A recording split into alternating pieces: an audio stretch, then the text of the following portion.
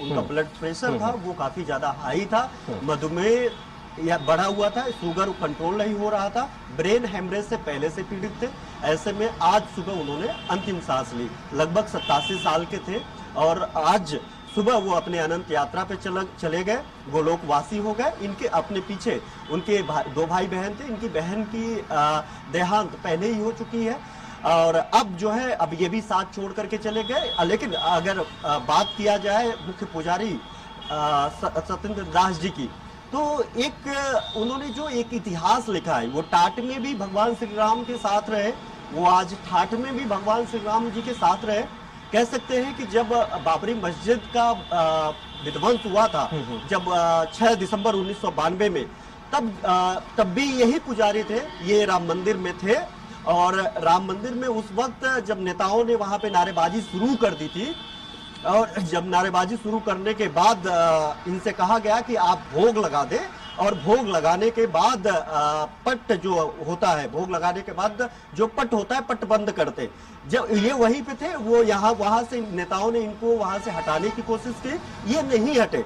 नारेबाजी तेज हो गई, तोड़फोड़ मच गई, वहां हंगामा हो गई, गोलियां की तड़तड़ाहट शुरू हो गई, ये अंदर फंस गए। लेकिन रामलला को इन्होंने छोड़ा नहीं। रामलला को गोद में लेकर के चोरी से ही लेकर के भागे थे और तब से लेकर के आज तक वो रामलला के साथ ही रहे, चाहे वो टाट में रहे। जब इनको राम मंदिर यानी भगवान श्री राम को जो रामलला की वो मूर्ति लेकर के जब वहां से निकले थे, तो उनको रहने के लिए उन्होंने एक लंबी लड़ाइयां लड़ी।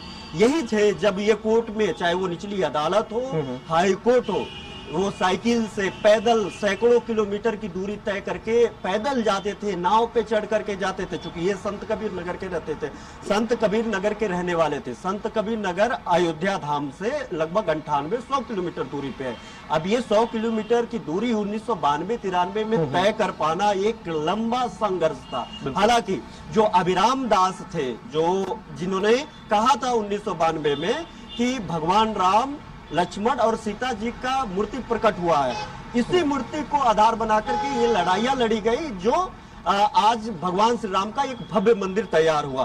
तो अभिराम दास जो महाराज थे, उन्हीं की ये शिष्य थे, तब ये उनके साथ रहने लगे। जब साथ में रहने लगे, ये लड़ाइयां लंबी चली। इन्होंने प्रशासन से लाठियां खाई, इन्होंने प्रशासन से भी लड़ाइयां लड़ी, क्योंकि उस वक्त मुलायम सिंह यादव की सरकार थी। तो ऐसे में मुलायम सिंह यादव की सरकार और जो इनका ग्रुप कह सकते, विश्व हिंदू परिषद या फिर कोई भी साधु संत जो अपने भगवान राम मंदिर के लिए लड़ाई लड़ रहा था, उनके लिए दुश्मन था। ये बरसात होती थी तो भी भगवान राम को लेकर के उसी टाट में पड़े रहते थे। जब ठंडी होती थी तो रजाई गद्दा ला करके भगवान राम को उनको सुलाते थे, भोग लगाते थे। जब गर्मी पड़ती थी तो प्रशासन को पत्र लिखते थे कि हमारे भगवान राम गर्मी में तड़प रहे हैं, हमको कृपया पंखे दे दे, एसी दे दे। एसी तो नहीं दे सकते थे उस समय, पंखे की मांग थी। उन्होंने प्रशासन को पंखा लिखा था कि एक फर्राटेदार पंखा दे दे, क्योंकि इस टाट में जो है इस 37 डिग्री सेल्सियस में हमारे भगवान राम तड़प रहे। एक बड़ा दूरी तय किया है, एक बड़ा इतिहास तय किया है। उस इतिहास को आने वाला कल कभी नहीं भूलेगा।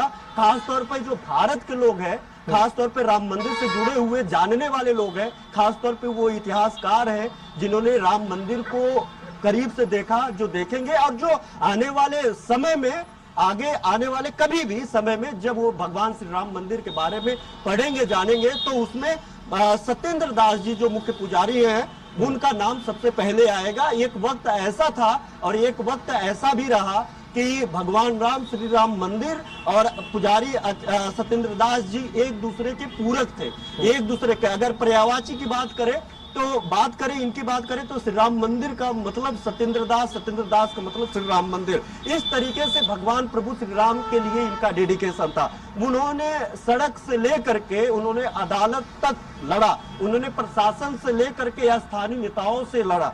वो भगवान श्री राम के लिए हर उस स्तर तक गए जिस स्तर पे किसी को अंतिम सांस तक बचाया जा सकता है। यही कारण रहा कि जब वो अभी तक देहांत होने तक वो मुख्य पुजारी बने रहे। जब भगवान श्री राम लला के प्राण प्रतिष्ठा हुआ उसके बाद प्राण प्रतिष्ठा के बाद भी मुख्य पुजारी सत्येंद्र दास जी ही रहे। जब ये आदेश आया खुशी तो थी, लेकिन उनको अतिशयोक्ति नहीं हुई। हम लोग स्वराज एक्सप्रेस के जरिए उन लोग सत्येंद्र दास जी से मिले, कई इंटरव्यू किया। वो कहते थे मेरे लिए ये अतिशयोक्ति नहीं है कि भगवान श्री राम मंदिर का बनेगा।